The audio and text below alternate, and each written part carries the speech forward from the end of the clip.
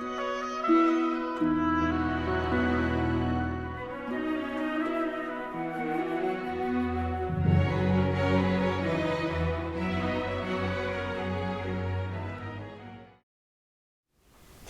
we're going to talk about Zen. Zen is the Chen school of Buddhism. We will use the Dharma transmission of Patriarch Bodhidharma, the first patriarch in China of the Chen school in the late 5th and early 6th century BC. Zen itself, it means the Buddha mind. Patriarch Bodhidharma says the nature is the mind is the Buddha is the way is Zen. Our Buddha nature is our pure mind. Our pure mind is the Buddha. You don't have to look for Buddha elsewhere. It's right here, our own mind. And if you find the Buddha, then Buddha is the way to enlightenment. And the enlightenment is Zen. How do we enter the Zen or enter the way? There are actually two ways. One is entering the way through insight. Two is entering the way through practice. Entering through insight, that's the instantaneous entrance to the way. Entering through practice, that's the gradual entrance to the way. Let's first talk about the instant enlightenment, or we call it sudden enlightenment. We want to enter the way or enter the Zen through insight. What is this insight? The insight is to know that our mind, our awareness is the Buddha. How do we know we have this awareness? It's not hard to see we have aware nature, such as responding, perceiving, arching our eyebrows, blinking our eyes, moving our hands and feet. That's all our miraculous awareness.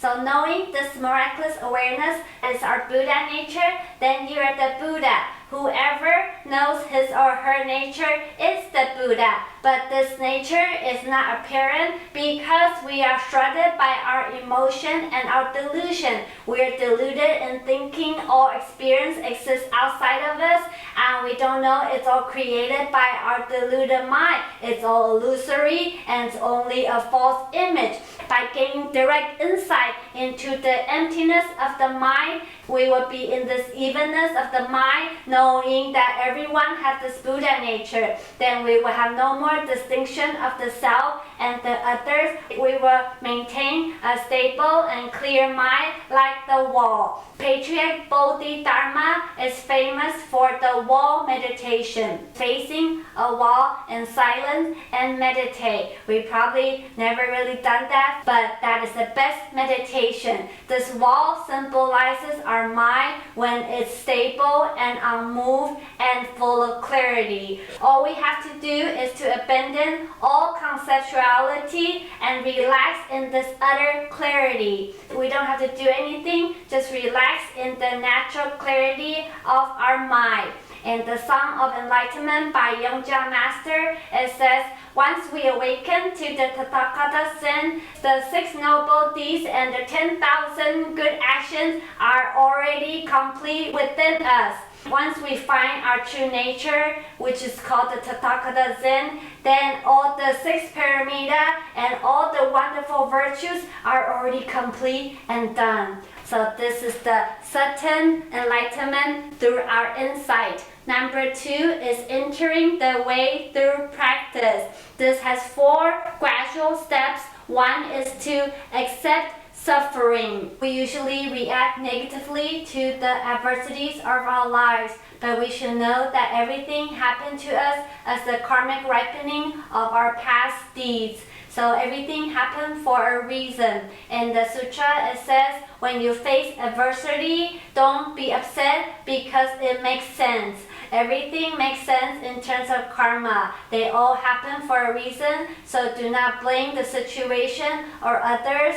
We should take full responsibility of what's happening to us right now, and we should say to ourselves, I accept it with an open heart without complaint of injustice. because there's no injustice in karma. It's all happening the way it's supposed to be. We want to spend our energy creating positive conditions by doing positive, wholesome deeds. So be grateful of the situation, be cheerful and thankful, then it's no longer suffering. Suffering usually exists because we do not accept the situation, so we see it as suffering. If we can accept it, and then we will have peace of mind, then the suffering will vanish and dissolve. When we accept suffering, we have entered the way.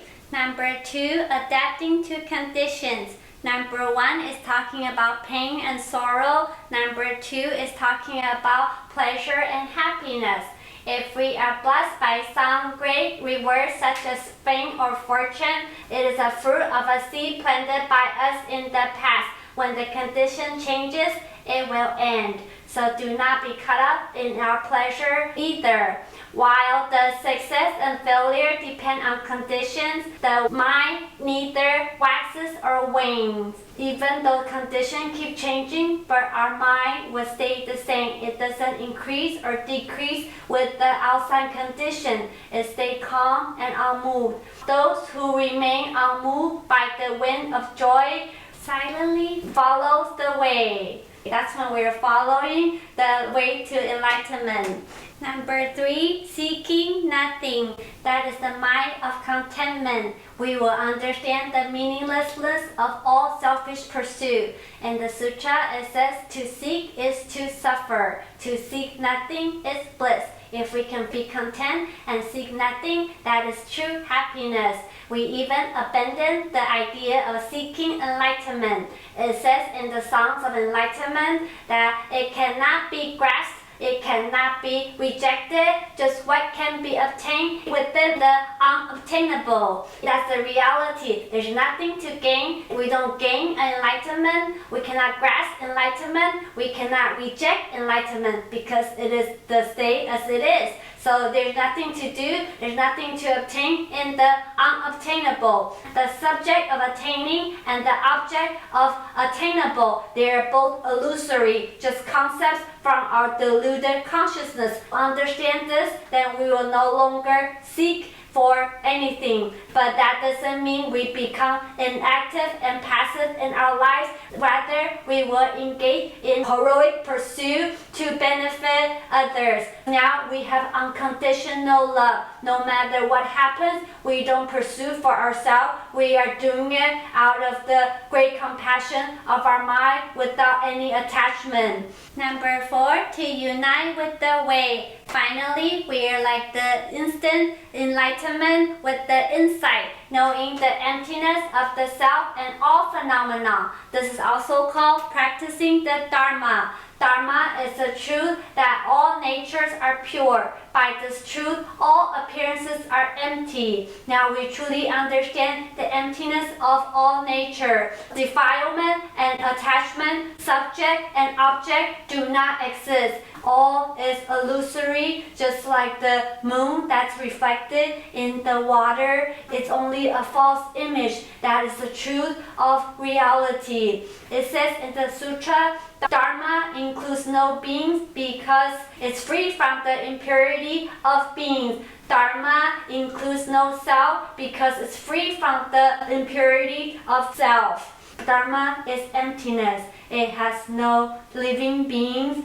When you have a concept of living beings, that is still impurity. It's no longer emptiness and doesn't include the concept of a self. When you have the self, it's still impurity. All things are pure in nature because they are all emptiness. So that is true insight. When we have the insight of emptiness, that's when we can give our body, life, and property in charity without regret, without the vanity of the giver, the gift, or recipient, without bias or attachment. That's when we have unconditional giving like a true bodhisattva. At the end, we will finally realize the mind is the Buddha is the mind. Beyond the mind, there's no Buddha. Beyond the Buddha, there is no mind. Our pure mind is the Buddha, is Zen, and is the way. In this lifetime, use all situations to practice the Dharma, to find the way. By accepting suffering, adapting to conditions, seeking nothing, and to unite with the way, we will realize the mind that's chanting Amitabha is the Buddha. So that's the class for today. Thank you for listening. Amitabha.